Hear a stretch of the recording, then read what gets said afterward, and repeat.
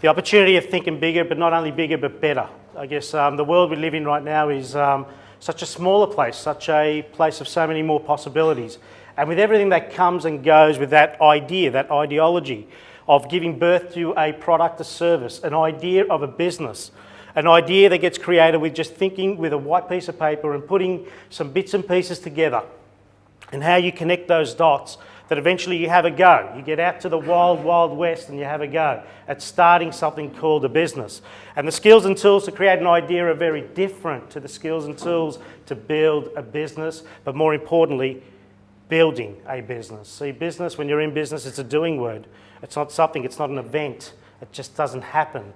It's a happening thing. Starting to think about your business, your life, more importantly, because remember, our business, our careers, our jobs, whichever way you wish to look at it, they're just a vehicle. They're a vehicle to something called quality of life.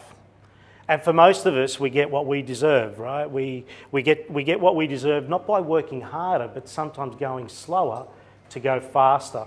So I've actually put up there a couple of words here. What does this year look like to you? What does it actually look like for you is a better way of referencing it. And the year is 2025.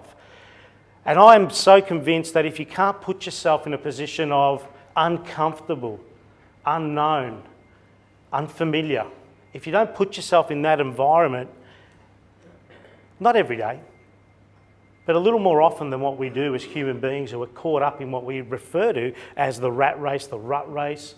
If you don't put yourself in a place out there, something that is totally unfamiliar, then I guess our decisions for tomorrow can only be about survival. So what does 2025 as a year look like for you, your life, your business, your children, your loved ones? Where is it that you're living this beautiful thing called life? Is life part of your business plan, by the way? Is it part of your business plan? Are you doing business with so many more people because you've actually stepped outside of the things that keep you from thinking a little bit bigger, not just thinking big, thinking bigger? And thinking is a doing word. It's a constant word, right? It's something that's always happening. Are you thinking bigger, but are you thinking better? So 2025, what does that year look like for you? How are you, as the captain of your ship, taking ownership for where it goes and ultimately what shows up?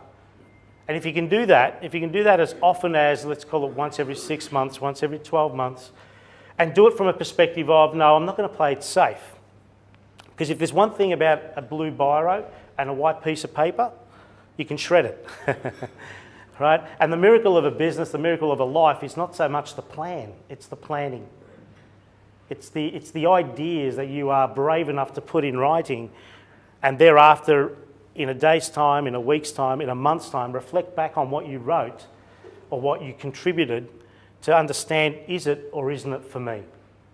Because remember, the most important thing in life is you. It's no different to when that pilot says, if anything happens on this flight and those things pop out of the air, what are those things called? What are those things pop? Oxygen masks, yeah, that's it. So if an oxygen mask ever pops out of a roof or a ceiling of a plane when it's in flight, please don't put it on your children first, which would be an instinct, wouldn't it? Put it on your children first. What they're actually instructing us to do, put it on your face first. So there has to be an aspect of selfish when it comes to what your life, your business looks like in 2025. And let's just reference it as a future, right?